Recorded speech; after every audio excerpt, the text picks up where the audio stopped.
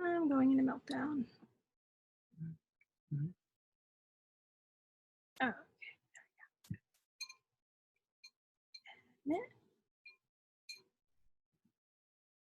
All right. Well, Let's see. Oh, is it working? hang on.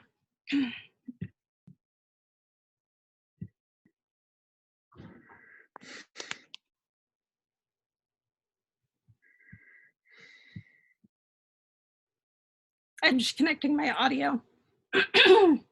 Okay.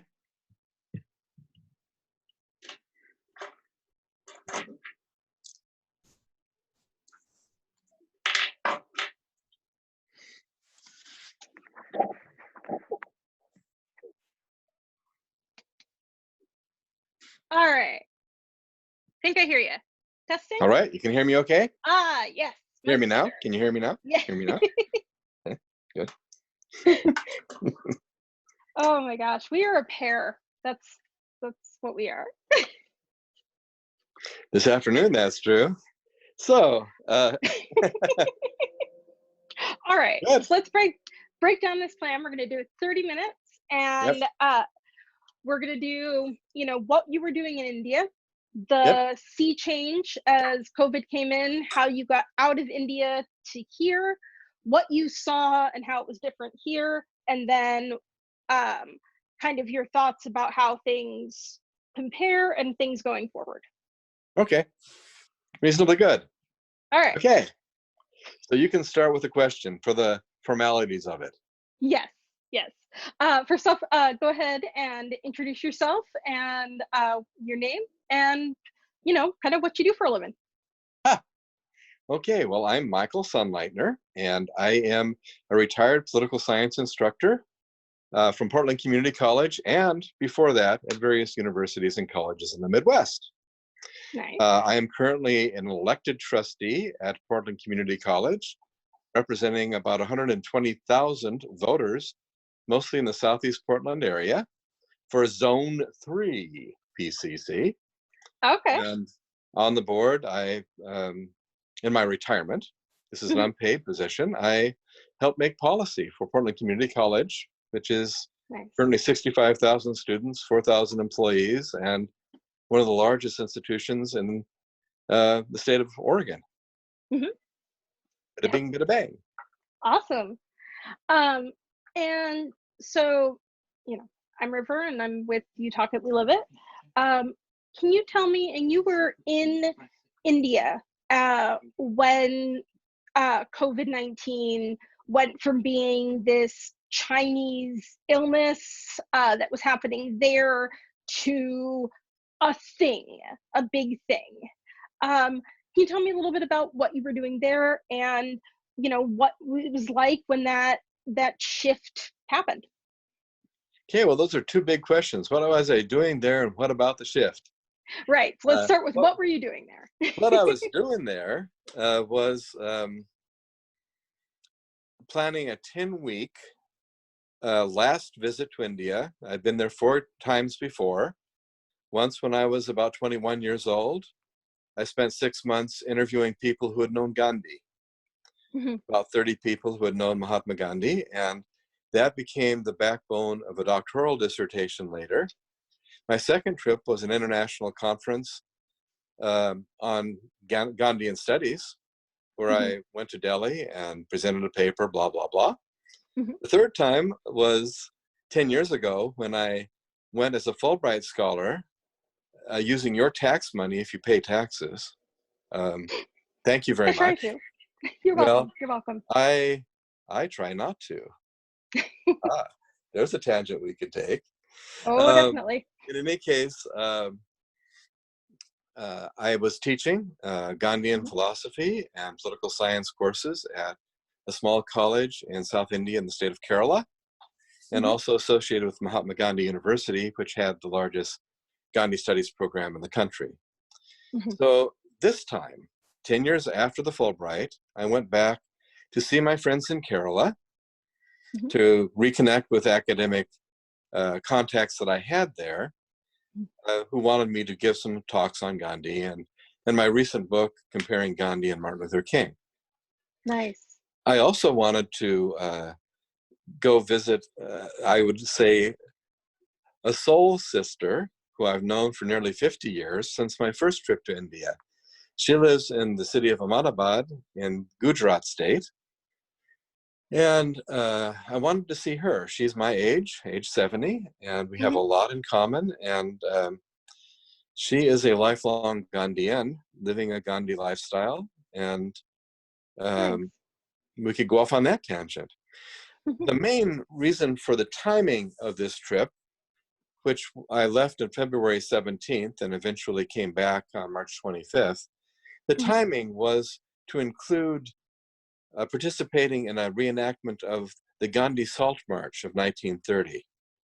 Okay. Okay. Tushar Gandhi, who is a great-grandson of Mahatma Gandhi, was Mhm, organizing this as the 90th anniversary. mhm, I volunteered to be part of it, mhm. and that march was to begin literally on March 12th. And so we were 10 days into the march when the sea change took place. Mhm. My final 5 weeks in India were cut seriously short. I had planned a trip to Afghanistan to meet peace activists there. I had planned to go to Delhi and seek out publishers for my book there. Mhm. All that just kind of came to a screeching halt. Right. Right. So the sea What change, the sea yeah, change describe to a little bit what it, yeah. it was like a storm we knew was around, Mhm. but it was a sunny day, and it literally Right. was like a violent storm happening within 3 hours, from Yeah. sunshine to deluge. Right. The deluge was a deluge of fear. Yeah. I wish it had been rain. That would have been nice. I Right. could have enjoyed getting cooled off. The temperatures were in the hundreds when I was walking, and um, the 10 days of our walk Mhm. uh, are relevant because they were exceptionally wonderful. Um, Yeah. I was the oldest person of 250 who began Mhm. at age 70, and Wow. I was one of 6 who threw in the towel at the very end. Everyone Nice. else, I guess, saw the storm coming before I did, or they recognized the severity of it. Mhm. Um, and so at the very end, the final day of the march for me was Mhm. a 10-mile walk. We were making about 10 miles each day. And it was a gloriously beautiful day. And we were Mhm. exhausted coming at dusk into a Gandhi ashram at Mhm. a place where Gandhi himself has stayed on Mhm. his 10th day. We were reenacting the footsteps of Gandhi. Right. And at first we were welcomed by the Mhm. assistant manager of this ashram, and he was apologetic because there was no running water and the place was Right. in poor condition. Well, we were used to kind of roughing it, and we said, we have our Mhm. own water. We'll figure out how to take care of the toilet situation. Right. We'll get this sorted. You have electricity, we can charge our cell phones, we're good to go. And so with What's in that sort toilet of paper, I think is the main thing that Americans would wonder. Because well, there's this none is here. toilet paper does not exist in most of India. So you're Okay. talking about a bucket of water with a scoop Okay. that you pour over your butt and use your left hand to clean yourself. Right. Hope that's not too dramatic for people, but it works very, very well. I And know in culturally, you need Ethiopia. to. Huh? I know at least in Ethiopia, you wipe with your left and you eat with your right, and you never mix the two as a way of avoiding contaminating as best as Yes, and possible. that's the same way in India. Okay. And of course, you can, of course, violate that and get some very peculiar stares. Um, Right. but that wasn't Right. our problem that evening. Stares were not the Okay. problem until, well, one of our cars, we had two cars transporting Hmm. what was then 9 people. 3 people left. That takes us down to 6. So we had one car leave. Hmm. And 6 of us could not ride in one car. So we figured we'd make it to the end of the march 14 days later and hire a car to go back to where we began. Right. We were 103 miles into a 241-mile march. Right. And so one car left. It's after Hmm. dark. And the manager of the ashram comes and he says, "You leave. You must leave." Wow. "But we were welcomed 1 hour ago." "No, you must leave." Hmm. And he brings the police. Oh my "You must God. leave now." And we said, "Well, first, why?" Right. "The coronavirus. Tomorrow is a nationally declared day of curfew." And he said, "We know that. And that's why we plan to stay here Right. through tomorrow night. And you won't even see us. We'll just be inside the ashram. No one will see us. Right. There should Right. be no problem." "No, no, you must leave." "We have no place to go to, sir. We have no place to go." "You must leave." "We don't have transportation to go anywhere else. Unless you Right. want us to walk back 103 miles where we came from." Right. In 100-degree And weather. well, you must leave. It was entirely irrational. Wow. And well, we first then called the car that had left. They Hmm. were really pissed off when we asked them to come back. Really unhappy. They were half an hour away. Oh wow. And that's not a big deal for Oregon, but that's a big deal in India because a half an hour is not that. It's a difficult ride. There aren't a lot of paved roads. Right. And Right. so we got them to come back. Hmm. We piled into the 3 cars, 9 of us, Hmm. with our luggage, just packed. We're Hmm. on the road back towards our starting place, which was Ahmedabad, big city, 5 million people. Okay. And so I call up my soul sister, who I mentioned, who I Hmm. had visited in Ahmedabad before. Hmm. "Dina, what is happening?"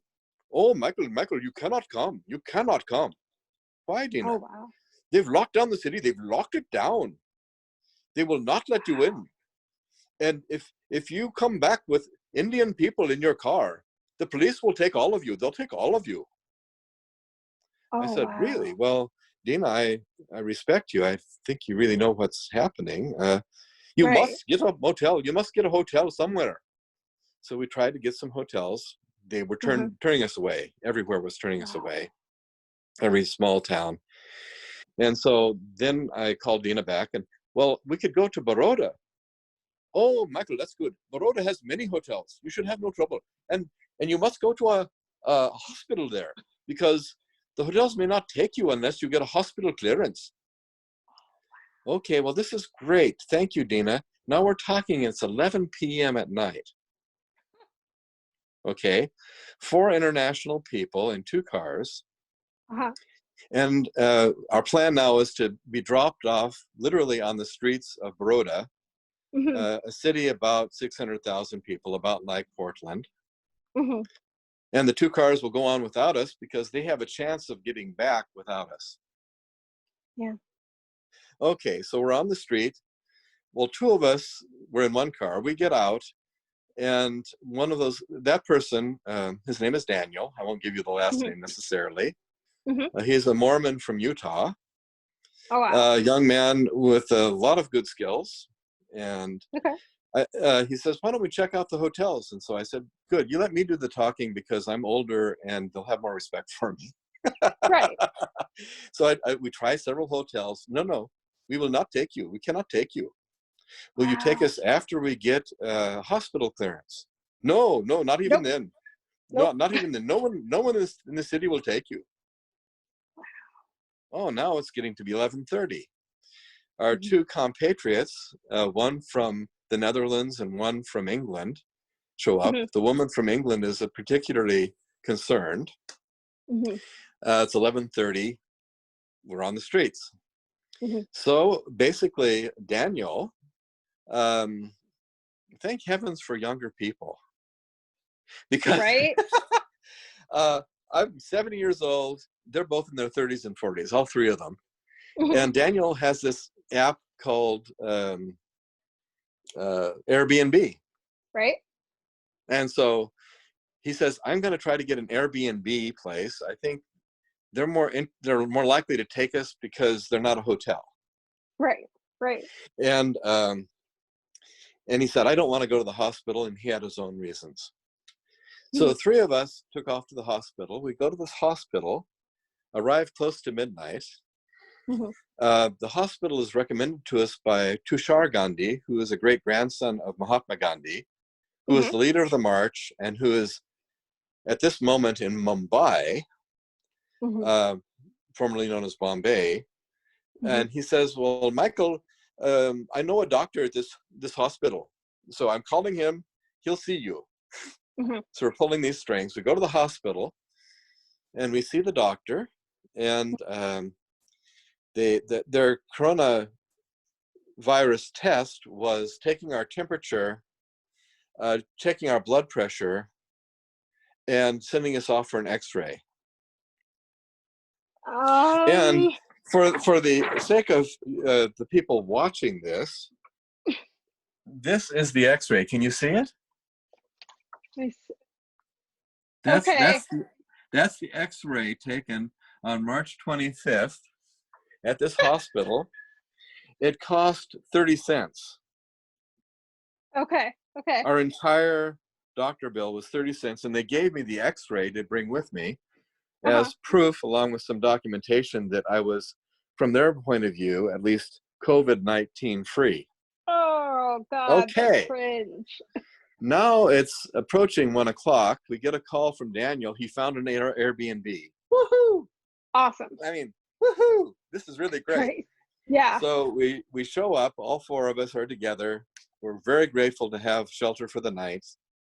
Three of Mhm. us have our X-ray souvenirs and paperwork saying we're clear, Mhm.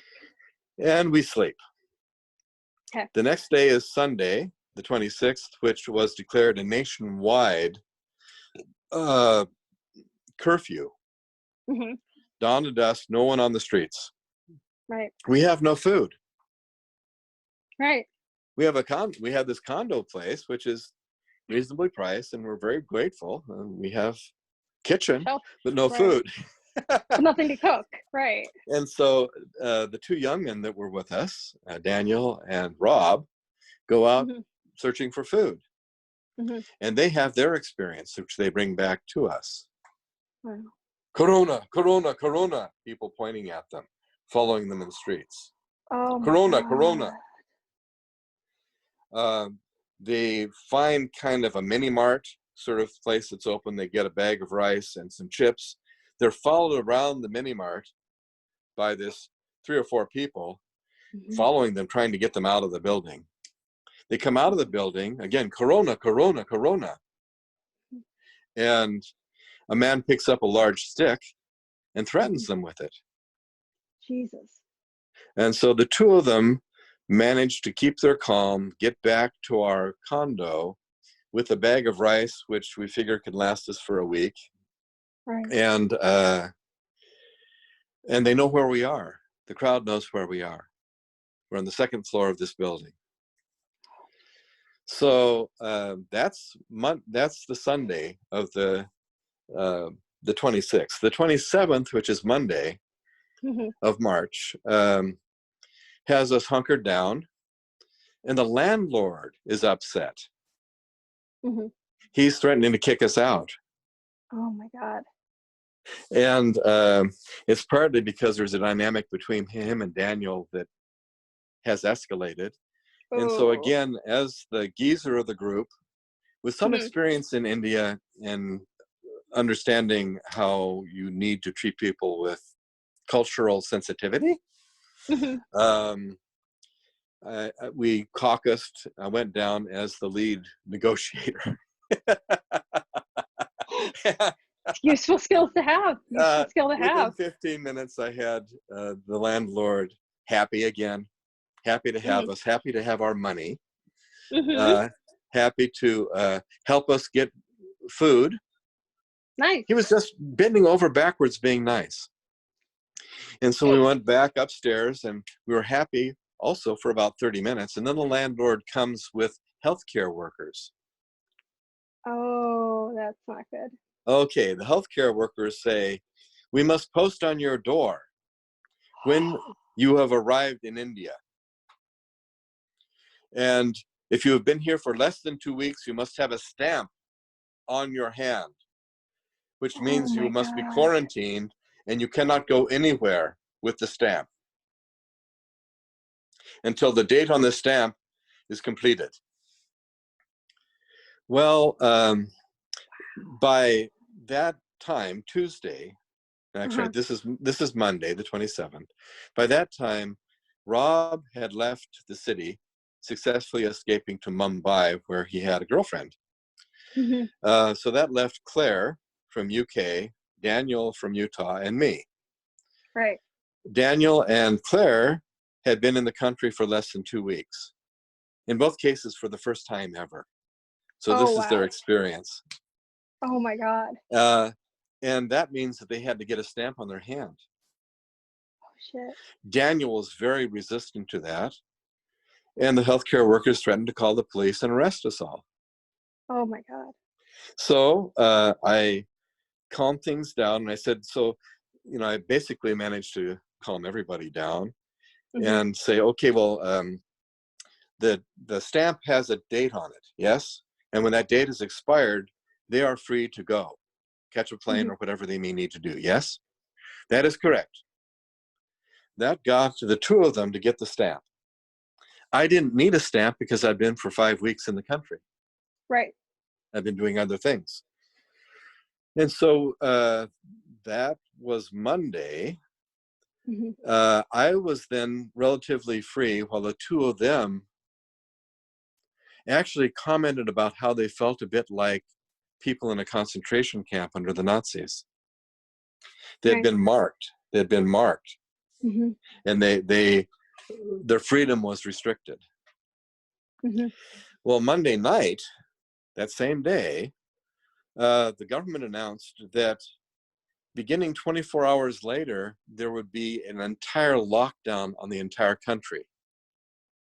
Oh wow. Not only a curfew, but no planes would fly Right. out of the country, into the country, or even within the country from city to city. No Wow. trains would run, no buses would run, no cars, even private cars, would be allowed to cross city boundaries. Oh my Complete God. lockdown of 1.3 billion people. Wow. And they thankfully gave us 24 hours notice. I mean, that was crazy. That's a whole other topic about how that impacted the country Right. in really Right. horrible ways. But for the three of us in that condo in Baroda, Mhm. um, I was the only one free Right. without the stamp on my hand to potentially make a run for it on Tuesday, the 24th. Right. And so I basically woke up agitated at 2 a.m, got on my cell phone, which I'm using right now to communicate with you, and found that there was a Japanese Airlines flight out of Delhi, Mhm.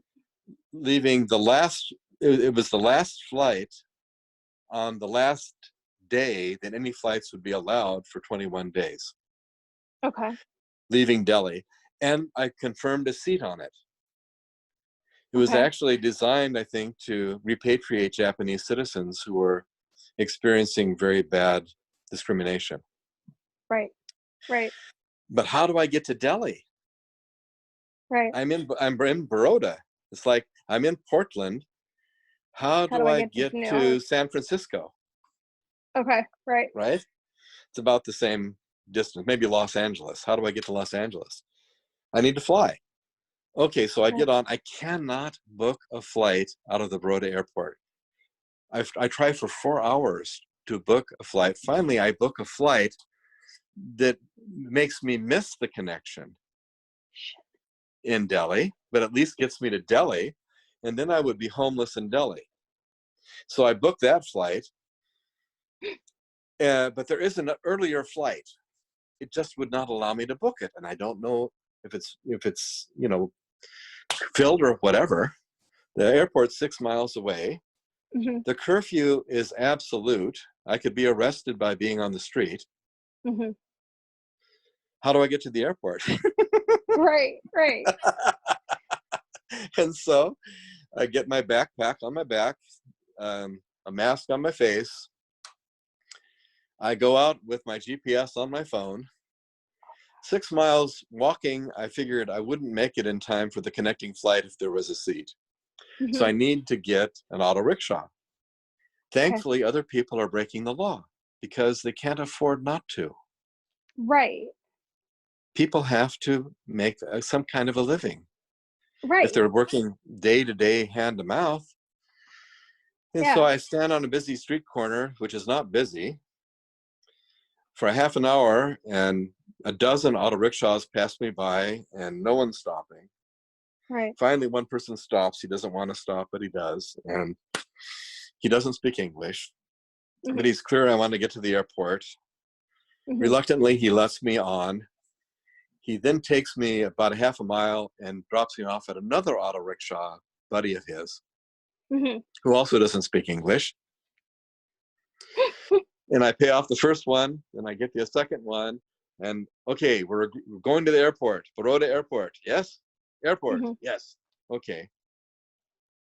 My GPS indicates that he is taking me a very long ride. Uh-huh. He's basically padding his fare. He's trying to make money. Right. And the later I get there, the worse my chances are. And Right. so I'm encouraging him. At one point, he says, "Police." And I say, "No, no, no police." We drive by a hospital. I say, "No, no, no hospital." Any of those Mhm. things would basically torpedo my capacity to be at the airport. Finally, Right. we get there, slow boat, and I go up. There's an armed guard, actually a soldier with a rifle Jeez. at the front entrance. He asks for my passport. I show him the passport. "Do you have a ticket?" "Well, I have a ticket. It's not a good ticket. It's a ticket that I don't want, Right. Right. but it's a confirmed ticket. That gets me Right. into the airport. Right. Hallelujah, I'm in the airport. Now I go up to a different airplane company that has, I hope, a seat. I go up to the window. The person speaks good English, thank heaven. Right. And that person gives me the last ticket on the Oh wow. last plane that will allow me to connect with the last plane out of Delhi. Wow. And so I get it. Then the person Yeah. helps me to cancel the later ticket, which I don't need. Right. Um, and I'm on the plane to Delhi. Now, in Delhi, uh, it takes me a long time to get to the international terminal from the domestic terminal. When I get there, it is empty. I am thinking the place is closed down. Right. Then I see another soldier, several soldiers with automatic weapons at what appears to be the entrance. And so I go up Oh. with my backpack and I say, um, uh, "Japanese airline flight." And the guy looks at me and he says, "Passport." He doesn't speak a good English. Right. And I show him the passport. I show him my confirmed ticket on the Japanese airline flight. Uh-huh. And then he looks on a printed list of names that he has in his hand. Oh shit. "Your name is not here. Oh god. Your name is not here." He motions with his rifle. Uh-huh. And again, calmly, Right. because homeless in Delhi with no hotel wanting me to come be there, I don't Right. have the Airbnb app. Right. I know two people who I might be able to help me out Mhm. in a city of many millions. So Right. I go back to the soldier and I say, okay, um, my name is so strange. Look at the passport. See the spelling of the name. Sonnleitner. Very Mhm. odd name. Mhm. Please, please, could you look on your list one more time? Right. Right. Right? Just one more time. He looks at his list and he sees the name. Oh, thank God. And Oh my so God. he waves me with his rifle into the airport, which is entirely empty. Mhm. I'm 8 hours before the flight is to depart. Mhm. It's abandoned. It's like a, it's literally, there are no shops open, no people present. Even the vending machines aren't working. It's like entirely closed down. It's a dead place. Wow. This massive airport is dead. I have a life-size facsimile of an elephant and its baby to keep me company. I take a selfie with the elephant because I figure here's the elephant in Right. the room. Exactly. I And love there are it. three of us now. I'm an elephant in the room. Oh. Oh my gosh. And maybe the Japanese Airlines flight is canceled. Heaven knows. I have no idea. Right. Right. Uh, about 6 hours later, Japanese people start showing up. Okay. And I'm thinking, hallelujah, you know, Right. thank heavens for Japanese Airlines. And Right. I'm on the plane, and that's pretty much it. It's a 10-hour layover in Tokyo, a 10-hour layover in Los Angeles before I get Wow. on the plane to Portland. Now, a weird thing, Mhm. coming into Los Angeles, I'm thinking, okay, maybe I'll have a maybe I'll have a 2-week quarantine at a military base. Right. So what to expect, but that's Mhm. okay. I'm not especially happy about the military base part, but you know, at least I'll be back on American soil, and I won't have Right. people, you know, chasing me with sticks or pointing at Right. me with Corona, Corona. And so Yep. I'm surprised. I go through customs, Mhm. not a single question, not even one, Yep. about where I've been. Mhm. No question about how I'm feeling. Mhm. Do you have anything to declare? I could be carrying on kilos of heroin. I mean, they See, didn't check that's any, what you. If, they didn't if check you any had known that bags, coming in, then you nothing. could have I could be started a a. complete mule. I not only just, I could be carrying the coronavirus, obviously, Right. but I could be all kinds of other illegal. They didn't Yeah. care. No, The you're a security at the 70-year-old white man. airport was zero. It was zero at Right. LAX airport.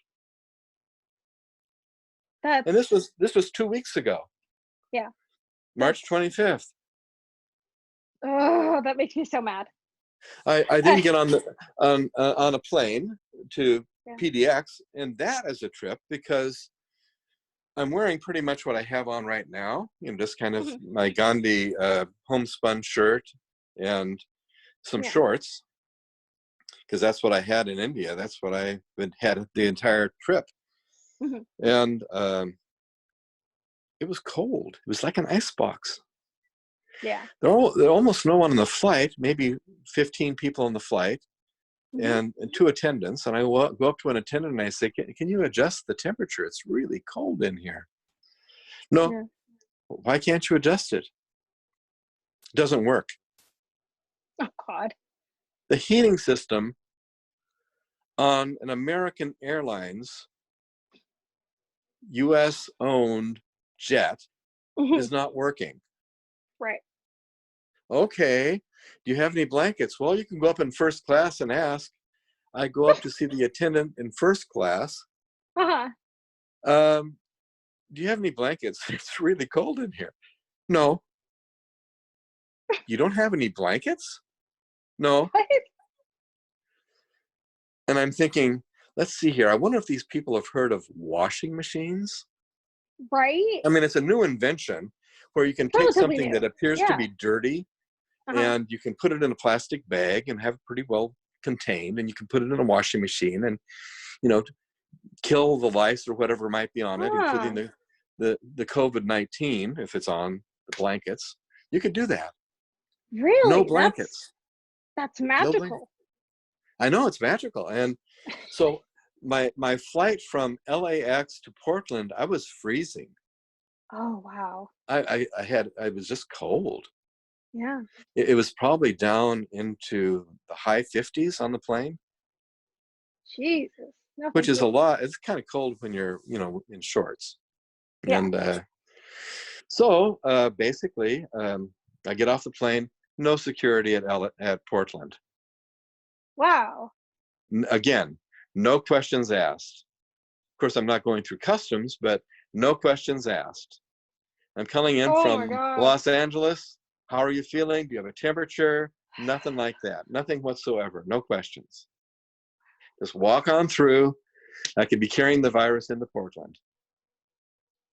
Oh my I mean, God. literally, I was concerned because, you don't have to be symptomatic. And so No, you I don't. could be carrying the virus into Portland. And that Right. was, I resolved to voluntarily quarantine myself for 2 weeks.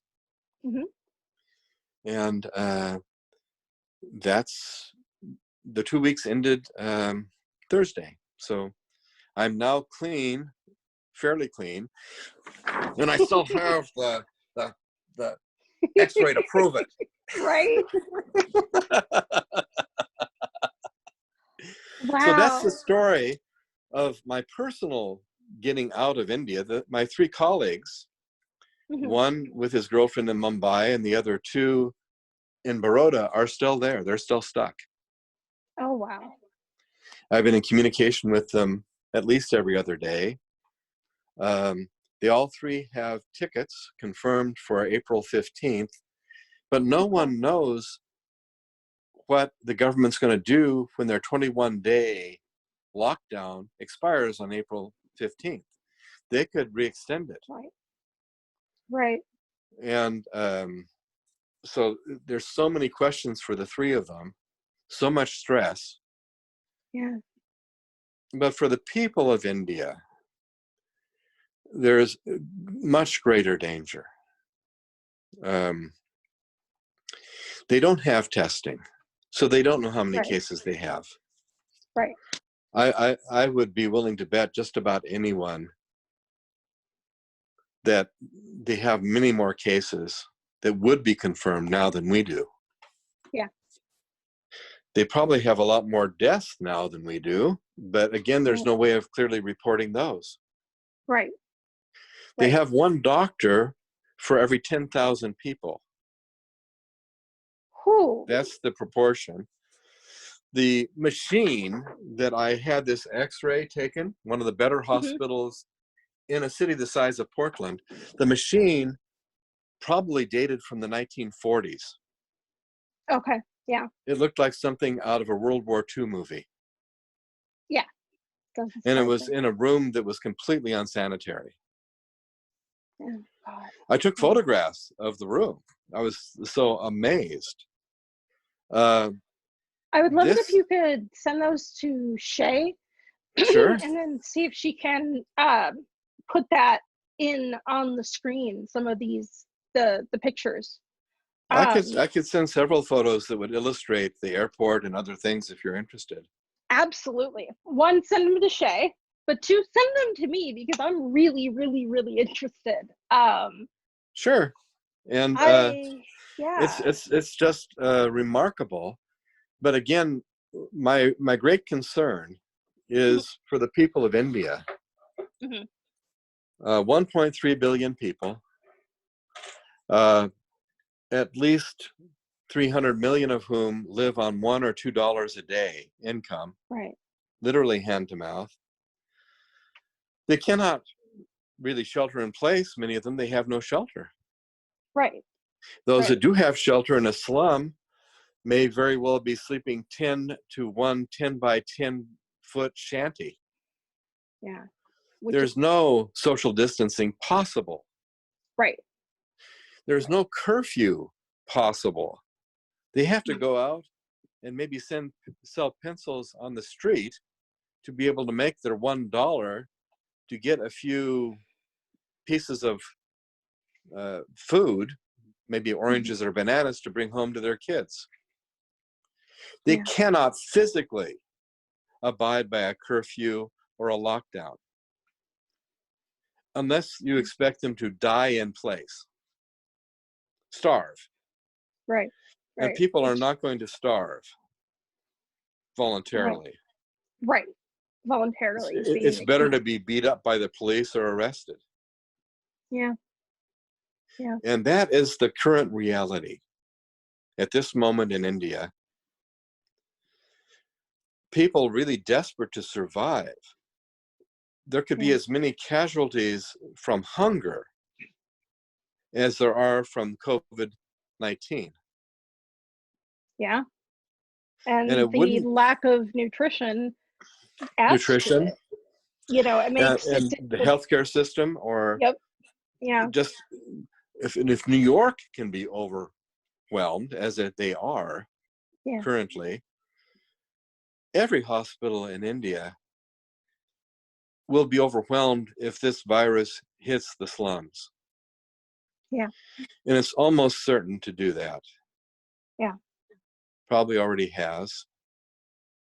But since nobody's allowed out, then And nobody can while get the United care. States is concerned that we might have 1 or 200,000 dead, and that's a horrific Yeah. prospect, India could easily have 1,000,000.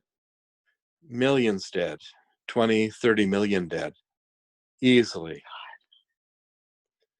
before the thing burns out. And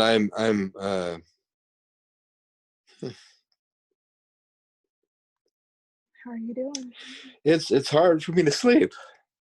I get that. Oh, I wish I could hug you right now. I know that you were seeing all the faces of those that those that you love and those that you have met, even just in passing. Sure, sure. And People in the villages waving yep, as our marchers walked through. Friendly people, all incredibly hospitable. yeah, Uh,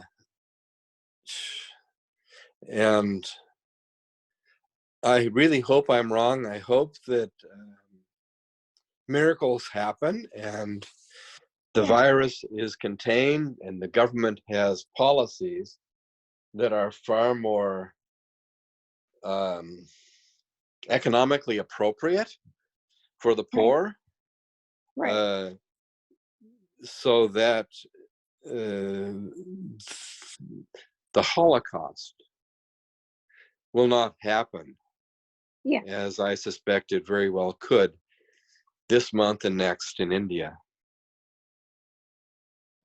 Uh, And I hate to end this commentary on a sad note, but the human spirit is remarkable and is able to rise to occasions, yeah, regardless of how bad things get there or here. I see people helping one another yes, yes. in ways that are not the norm. Hmm. And if that can be our new norm Hmm. after this is all past, it will pass, even if it burns itself out before any vaccine can be distributed. It will Yeah, pass. It could be millions dead. yeah, 30 million died in 1918 yep, worldwide, yep. 500,000 in the United States. So um, it could be that bad or worse globally. Hmm.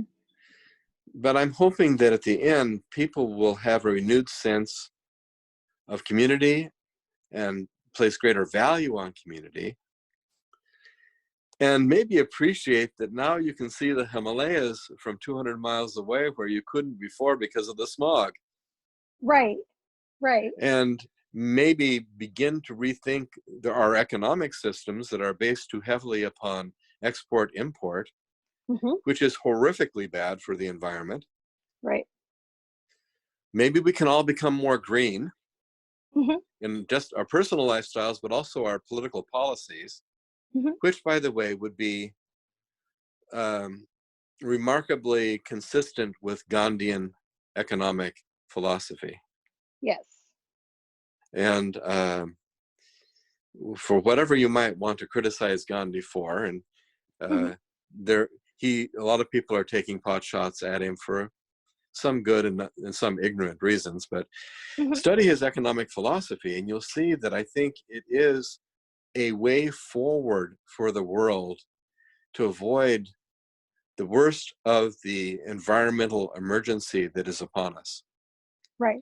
It's not just COVID-19. It is much bigger than that. And I hope that we can rethink our values and emerge with a new norm globally that allows for our species to better survive. Right. And for other species also to be able to survive.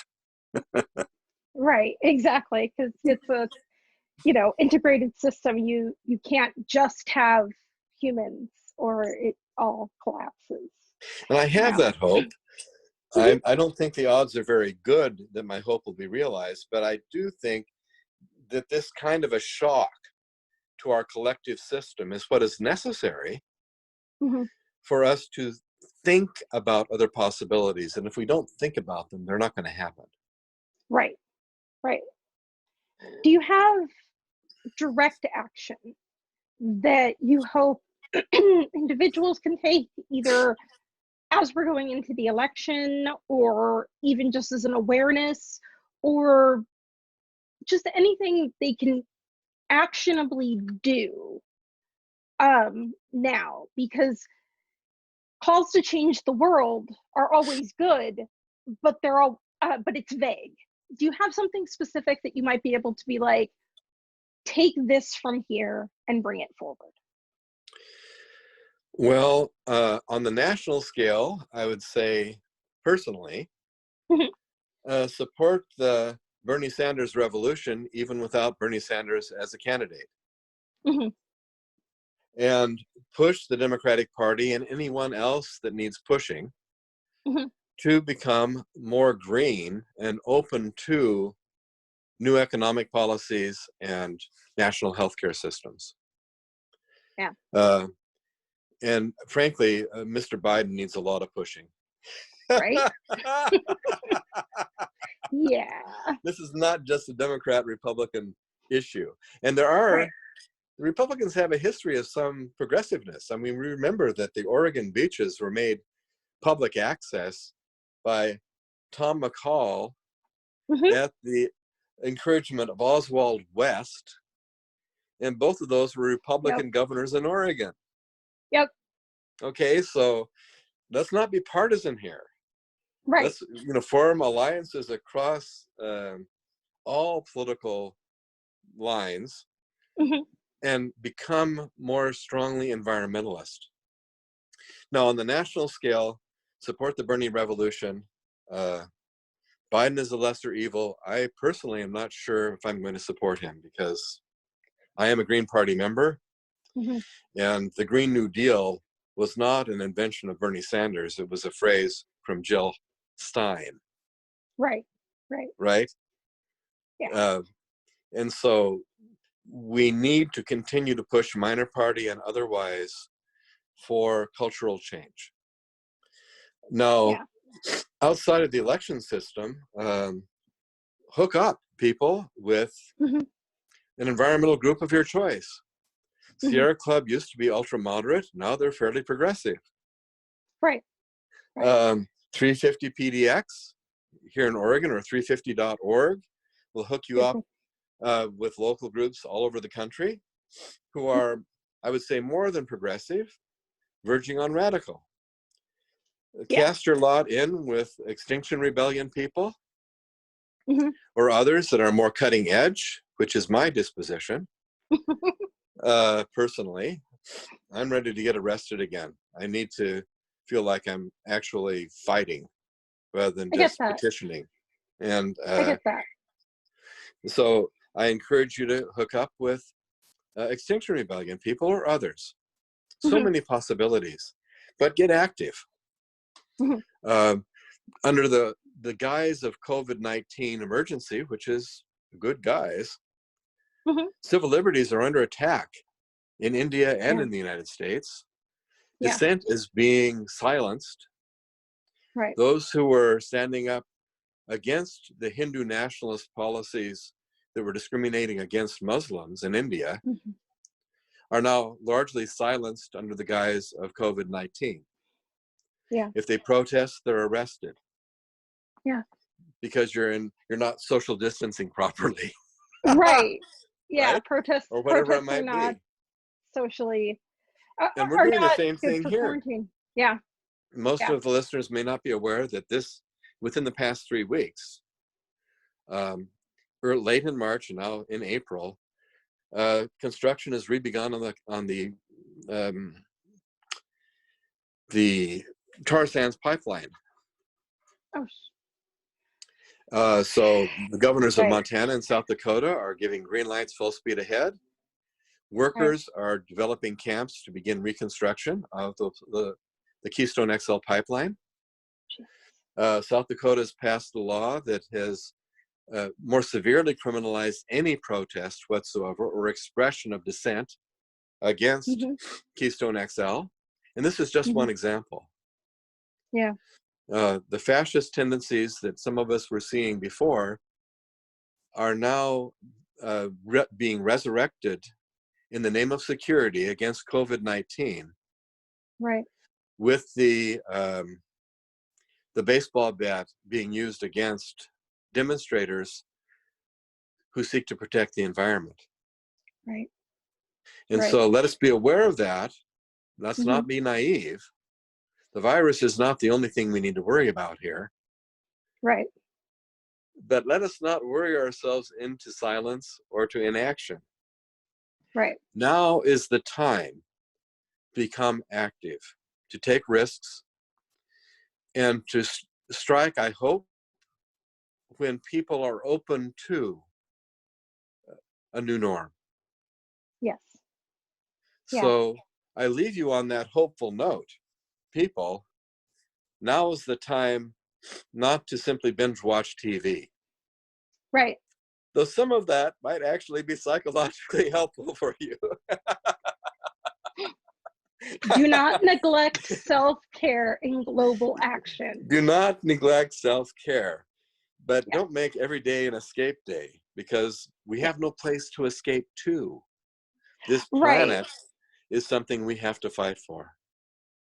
And I don't mean to overextend your time any more than I already have. You've been so generous. I can't say that enough. Um, I do have one question from a personal level. I'm disabled. I'm chronically ill, so I'm medically vulnerable. And like, unfortunately, far too many disabled people, I'm actually underdiagnosed. So, you know, my doctor and I are on the same page that there is something going on with the way that I get sick, with the way the flare ups happen, with this, that, and the other thing, but we don't know what. And when it comes to disability and illness, you know, diagnosis is what gets you treatment. It's also what gets you access to resources. You can't go apply to the you know, MS Foundation for whatever programs they have if you don't have an MS diagnosis or lupus or whatever. Okay, if you're just sick and nobody knows why, it gets very complicated. And I worry about those kinds of people in uh, India, in there.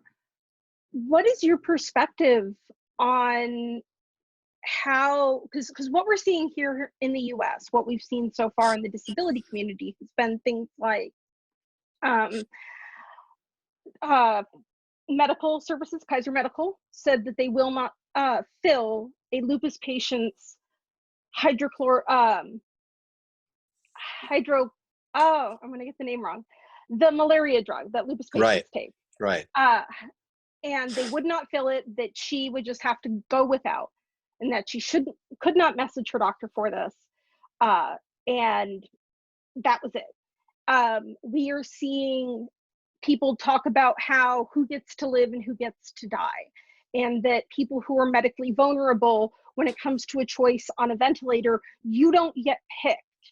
Even if you are expected to have a longer lifeline, your diagnoses, your illnesses mean that you are not worthy of the time that you would have had. So we're seeing this kind of eugenic process to disabled people here in the US, in nursing homes, in independent, quote unquote, independent living facilities, so assisted living, where adult disabled people who have more complex needs live under a very strict routine, often against their own wishes as to how they would live their life, because there isn't support out in the community for them to live there. So, what is your thoughts on how that is impacting people in like that in India? People who have chronic illness, people who are disabled and sick, who maybe Mm. not have a diagnosis, or have a diagnosis, but that diagnosis means that if a doctor looks at them versus the person next to them, uh, are you seeing the same attitudes on things like that there? Well, this is uh, whether it's pre or post COVID-19, the problem is Hmm. there.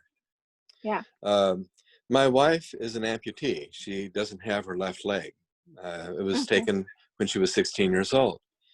Hmm. When 10 years ago, I was teaching on a Fulbright grant, we had a lot of social events she and I Hmm. would go to.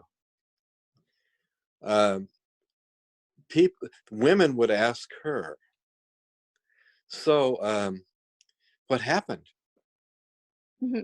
And she would tell her story, and they would just be kind of amazed. The men would ask me, so did she lose her leg after you married her or before? Huh. I said, oh, long before. And they were Hmm. amazed. Right. In other words, she was damaged goods. She was not acceptable for marriage Yeah. from the women or the men's point of view. And we're talking cross culturally. Yeah. I'm sure there would be a few progressive people that would be Christian or Muslim or Hindu, but Yeah. overwhelmingly, arranged marriages do not arrange with people who have problems. My my sister Dina, who Hmm. I mentioned earlier, she had uh, kidney problems Hmm. earlier, which she somehow has managed to largely control and grow out of. But Nice. she was not marriage material. She never married. Oh She could wow. not be accepted. Now we're talking marriage here, but in a Hmm. hospital, I think everyone will treat the person with respect. But if you have more money, you have more respect. Right. You have more options. Right. You'll get minimal care Hmm. because that is the duty of the doctor and the duty of the culture Right. to provide. A Hindu never knows when Shiva might show up. Okay. Shiva is the destructive aspect of God who takes human forms from time to time, Right. Right. and in Hindu mythology may show up as a leper on your doorstep, Right. or a crippled person, or how do you treat this person? You need to treat every person as if they were God, because you Right. never know when Shiva is going to show up. Right. Exactly. Exactly. It is fascinating. I like that and and philosophy. of course in Islam, you know how strong hospitality and kindness is embedded. Yes. It's Yeah. embarrassing how how ridiculously fine I have been treated by virtually every Muslim household that has ever crossed my path. I mean, We've got some good people. well, it's not just some, it's the norm. Thank This you. is part of the new norm I would like to see globally. Yeah. Some of these traditional values do give hope for the future, even if the economic discrimination is present, the Mhm. marriage discrimination is present. Yeah. Uh, there are norms, I think, that can be built upon where Mhm. people are obligated to be kind and Mhm. generous, and actually find by doing it, they feel better.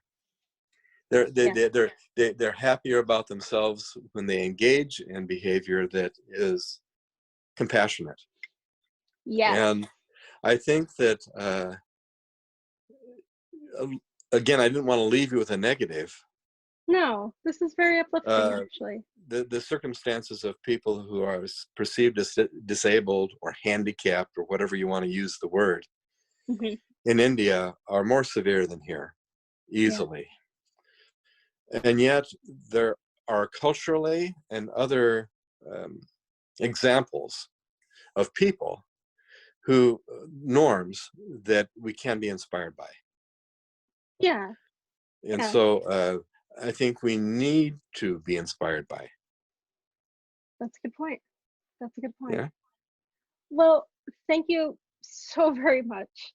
It has been an absolute joy to talk to you for the You Talk What We Live With podcast, and personally, Sure. I definitely hope to meet you in person.